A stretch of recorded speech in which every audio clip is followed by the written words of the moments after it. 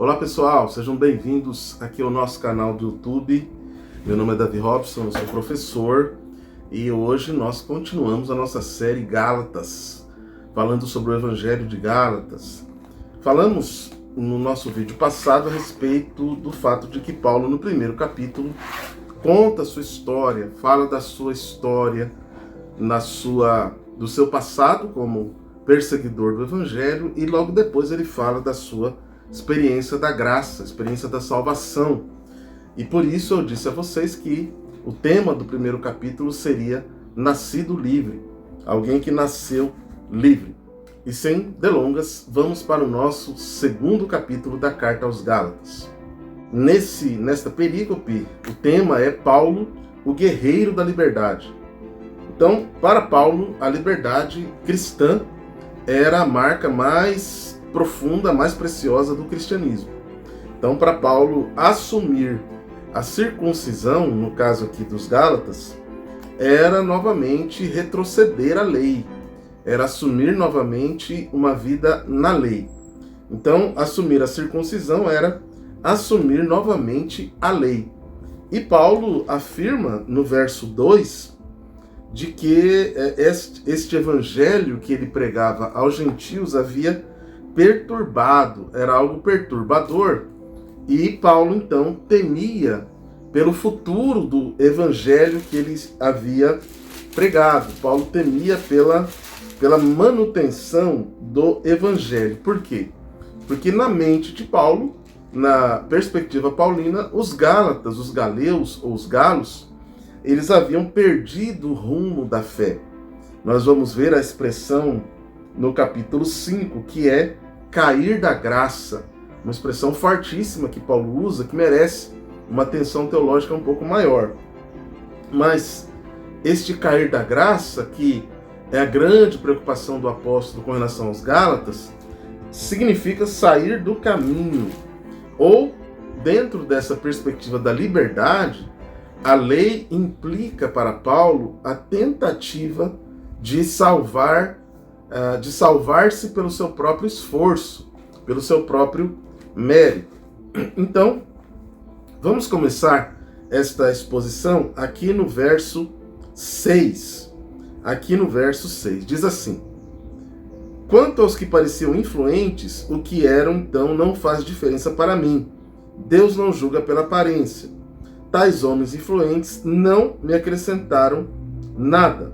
Paulo fala aqui a respeito do fato de que ele defendeu a liberdade, de que ele era um paladino, um defensor da liberdade entre a igreja de Jerusalém. E ele diz aqui que quando a questão foi levada para Jerusalém, para o concílio de Atos, conforme o verso 4, 5 e 6, os principais daquele concílio entenderam que havia um risco ali de divisão do evangelho. E Paulo afirma com todas as letras que estes homens influentes nada acrescentaram a ele. No verso 7 ele diz: ao contrário, reconheceram que a mim havia sido confiada a pregação do evangelho aos incircuncisos, assim como a Pedro aos circuncisos. Então nós temos aqui dois homens e um só evangelho. Perceba essa expressão, dois homens, um mesmo evangelho. Então não temos o evangelho segundo Pedro e o evangelho segundo Paulo, nós temos o mesmo evangelho para ambos. Mas nesse momento da história da igreja, o evangelho realmente corria o risco de dividir-se. E houve aqui no verso 7 uma sábia decisão do concílio de Jerusalém, que era reconhecer que havia sido dada a Paulo a responsabilidade da pregação para os incircuncisos e Pedro para os circuncisos. Então Paulo claramente aqui afirma que a sua missão era pregar o evangelho aos incircuncisos, ou seja, aos gentios. Perceba então que para Paulo, apesar de muitas pessoas influentes, como ele fala no capítulo 2, verso 6b, defenderem a ideia da circuncisão, isso nada acrescentou ao ministério do apóstolo Paulo. Então temos aqui, inclusive no verso 5, a ideia de que Paulo não se submeteu a esta orientação, a esta liderança. Então aqui temos uma confirmação extremamente importante na história da igreja de que o evangelho agora está unificado entre judeus e gentios, entre o ministério de Pedro e o ministério do apóstolo Paulo.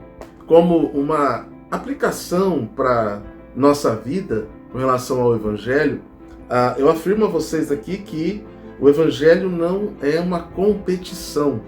O evangelho é uma cooperação. Então vejam que Pedro e Paulo tinham ministérios diferentes, mas ambos estão agora cooperando para o benefício do evangelho. E temos algo importante acontecendo aqui na história da igreja, que está exatamente no verso 9. Veja só: reconhecendo a graça que me fora concedida, Tiago, Pedro e João, tidos como colunas, estenderam a mão direita a mim e a Barnabé. O texto continua: eles concordaram em que devíamos nos dirigir somente aos gentios e eles aos circuncisos. E algo impressionante que está no verso 10, somente pediram que nos lembrássemos dos pobres, o que me esforcei por fazer. Este auxílio ao pobre, esta ajuda aos pobres, foi o único pedido, a única recomendação aceita por Paulo. Então Paulo não aceita a recomendação ligada a circuncidar gentios, mas aceita a recomendação da igreja, da liderança daquela igreja, a respeito do auxílio aos pobres, de Paulo ministrar o evangelho, mas também ajudar as pessoas, ajudar o próximo e ter, na igreja de Jerusalém, que era uma igreja pobre, uma igreja de pobres, esta visão também de auxílio aos pobres. Se podemos fechar esta perícope, capítulo 2, versos de 1 a 10, estamos vendo aqui o apóstolo Paulo diante da igreja de Jerusalém, lutando, discutindo, guerreando pela liberdade cristã. Então, de um lado nós temos aqueles que defendiam a circuncisão e o judaísmo. De outro lado, Paulo defendendo a não circuncisão dos gentios e a liberdade, porque Paulo entendia que a circuncisão significava um retorno à lei e, obviamente, a circuncisão significava assumir toda a lei, não somente a circuncisão, mas toda a lei. Então, no vídeo de hoje, tratamos aqui do capítulo 2 de Gálatas, nesta perícope, do verso 1 ao verso 10. Não perca os nossos próximos vídeos, estaremos tratando no nosso próximo vídeo, do capítulo 2, dos versos 11 a 21. Então acompanhe esta série no próximo vídeo, Gálatas, capítulo 2, de 11 a 21. Um forte abraço, até o nosso próximo vídeo.